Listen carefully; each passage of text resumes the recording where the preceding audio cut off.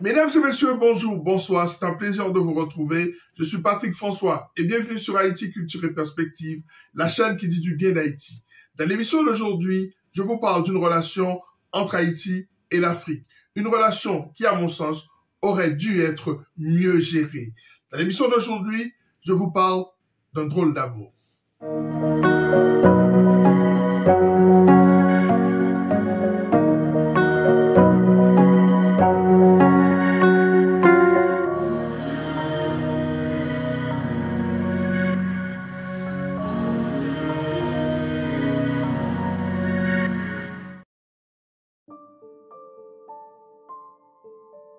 Les premiers esclaves africains arrivent à Hispaniola en 1502 pour remplacer la main-d'œuvre indienne décimée par la violence, la maladie et le travail forcé.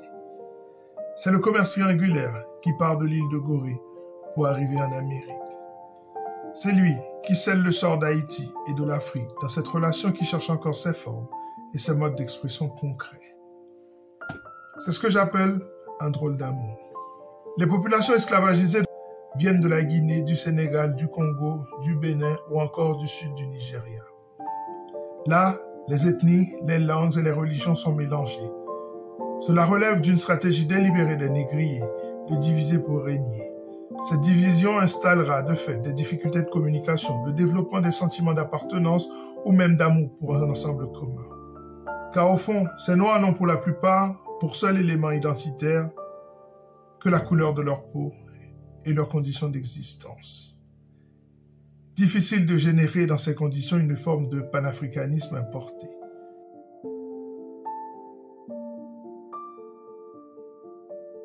D'autant que le temps n'arrange pas les choses. La complexité du système esclavagiste non plus. En effet, avec le temps, des générations d'esclaves vont se régénérer et donner naissance à des Noirs nommés créoles, qui auront une autre vision d'eux-mêmes, une vision étrangère à l'appartenance africaine. Ensuite, le système esclavagiste de plus en plus dur, de plus en plus contrôlé, de plus en plus humiliant et répressif enlève toute humanité aux esclaves. Ainsi, ils mourront par milliers. Et puis, ils seront remplacés. Mais l'arrivée des nouveaux esclaves va créer des tensions dans la colonie à la grande satisfaction des colons qui n'ont pas intérêt à voir les esclaves s'entendre et qui vont exacerber toutes les différences afin de les garder divisés. Ainsi, ces nouveaux venus sont ostracisés. Ils seront appelés les bossals. Voilà déjà un racisme entre Noirs qui va retarder tous les mouvements de libération sur l'île. À Saint-Domingue, des antagonismes naissent à chaque nouvelle génération d'esclaves arrivés. Ceux qui sont nés dans l'esclavage ont une vision de la vie, tandis que ceux qui viennent d'arriver sont tout de suite discriminés. C'est la fracture entre créole et bossal. Cette histoire est douloureuse, mais nécessaire pour comprendre l'Haïti d'aujourd'hui. Les esclaves sont rivaux entre eux, alors qu'ils vivent la même réalité. Mais justement, ont-ils la même réalité? C'est alors qu'il faut comprendre l'intérêt du colon à diviser pour régner, ou plutôt à différencier pour régner. L'expression n'est pas de l'époque, mais c'est la réalité qu'ils vivent déjà. Au final, il a fallu une entente inconditionnelle entre créoles et bossals pour que le triomphe du système anti-esclavagiste soit possible. 1804 est donc la victoire de tous.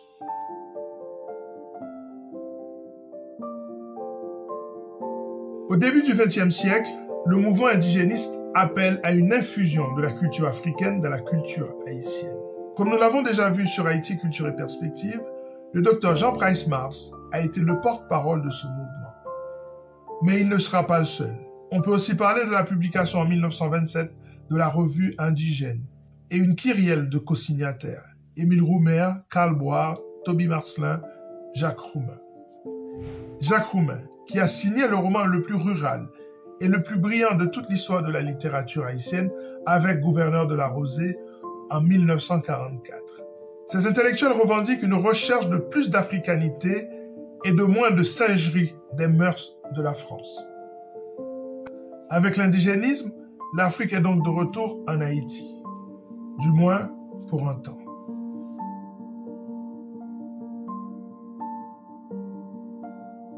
Dire que l'indigénisme haïtien n'est qu'une simple quête d'africanité, c'est faire preuve d'un manque de subtilité dans l'interprétation de ce mouvement. En effet, l'indigénisme, c'est avant tout un besoin viscéral d'être haïtien, donc non français, et en faisant rentrer dans la culture haïtienne une part conséquente de ruralité, certes inspirée d'Afrique, mais foncièrement haïtienne. L'indigénisme est une prise de conscience nationaliste, un pas fondamental vers l'affirmation d'une identité propre, assise dans la chair territoriale haïtienne pour former son État-nation. Au fond, c'est pour être non-français que l'élite appelle à l'africanité. Ainsi, par l'indigénisme, l'élite intellectuelle proclame une deuxième indépendance, après celle menée par les élites militaires à la suite de la cérémonie du bois caïman. Donc, l'africanité n'est pas une fin en soi, mais un moyen d'être davantage haïtien. En réalité, il y a une résistance à l'africanité en Haïti dès le début, car il y a un ressentiment chez les Noirs du continent américain. Un ressentiment qui est peut-être moins fort en Haïti, en raison de son histoire révolutionnaire, mais à ne pas nier si on veut tout comprendre de ce drôle d'amour entre Haïti et l'Afrique. Il ne s'agit pas de donner raison à ceux qui partagent ce ressentiment, mais de comprendre, afin de pouvoir déconstruire certaines idées qui conduisent à lui. Et c'est le bon sens que je convoque pour essayer de résoudre ce problème. En effet, qui peut croire que des parents aient pu laisser vendre leurs enfants pour des bijoux de pacotille dans un procédé qui, parce qu'il se laisse appeler commerce triangulaire, sous-tend que l'Africain y a participé et en a profité. Attention, les mots ont leur importance. En attendant de résoudre cette question sémantique et en attendant le travail des historiens, je préfère croire que mes frères vendus en Amérique ont été en réalité enlevés de force et déportés sur la terre du Nouveau Monde dans des conditions déshumanisantes. Il y a de l'amour entre Haïti et l'Afrique, un amour à distance.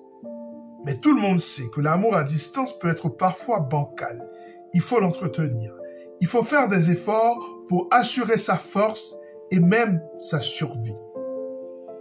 Depuis son indépendance, combien de chefs d'État africains ont visité Haïti?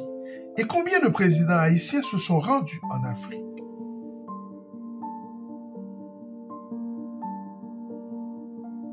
Nous avons parlé sur Haïti Culture et Perspective du rôle des professeurs haïtiens dans le processus d'éducation au Congo. À ce propos, on peut lire ce qui suit dans un article paru dans Le Point Afrique.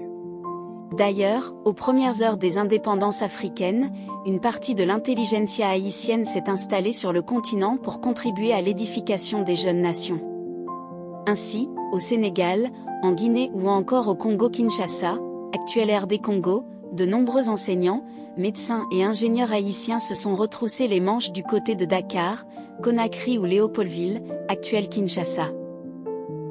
Nous avons aussi traité des amitiés entre Haïti et l'Éthiopie, du rôle de Benito Sylvain auprès de l'empereur Ménélique II, du soutien que l'ambassadeur Émile Saint-Lô a apporté à la souveraineté de la Libye, de l'intervention de l'ambassadeur Alfred Auguste Nemours auprès de la SDN pour défendre l'Éthiopie contre l'agression de Mussolini. À cela, il faut ajouter le rôle d'Haïlé Sélassié, l'un des rares chefs d'État africains à avoir visité Haïti. C'était en 1966, sous la présidence de François Duvalier. Dans les années 80, lors des grandes famines en Éthiopie, l'opinion publique haïtienne s'est indignée. Enfin, la visite du président Michel Martelly au Congo le 12 octobre 2012, dans le cadre du sommet de la francophonie, a peut-être été une démarche panafricaine sincère. À cette occasion, il s'est entretenu avec son homologue béninois Boni Yayi et avec bien d'autres chefs d'État africains. Quelques mois plus tard, c'est son gouvernement qui sollicitera une adhésion à l'Union africaine par l'intermédiaire de son premier ministre Laurent Salvador Lamotte. En tout, dans l'histoire, on peut dire qu'il y a eu peu de relations tangibles entre Haïti et le continent africain. Et puis, après le séisme du 12 janvier 2010, quelque chose a semblé changer dans la conscience des chefs d'État africains.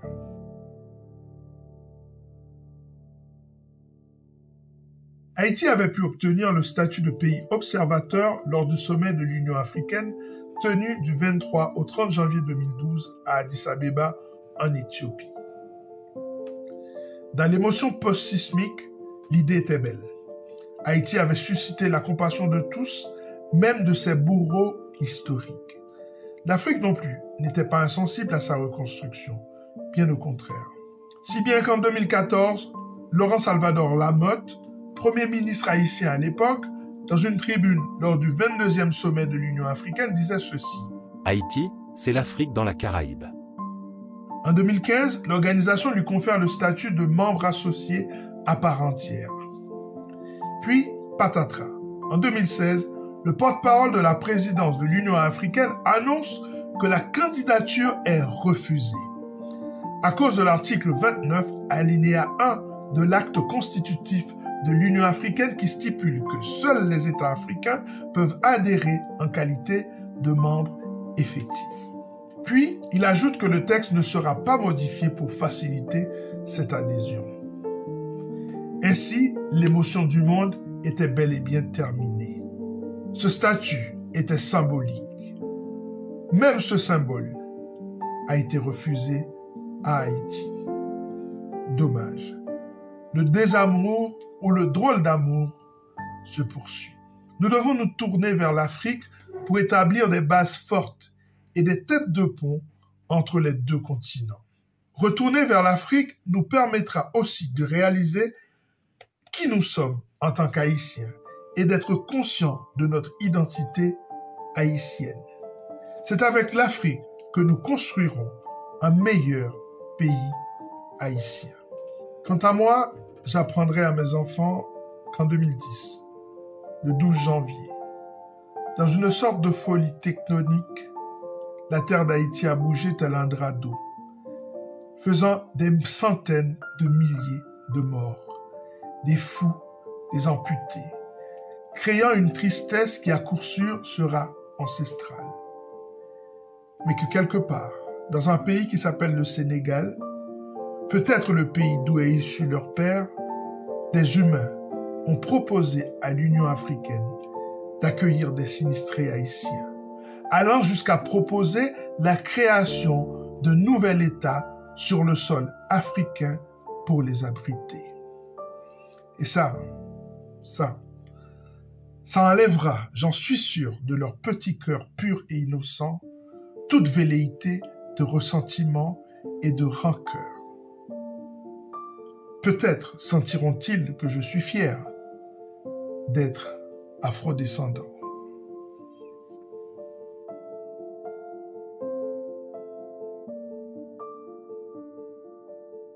Voilà, ça est terminé pour cette émission consacrée à cette relation spéciale entre Haïti et le continent africain. J'espère que vous avez appris quelque chose. À très bientôt sur Haïti Culture et Perspective pour une nouvelle émission consacrée à la culture haïtienne. Et n'oubliez pas que jamais Francis Fukuyama n'a parlé de la fin de la culture.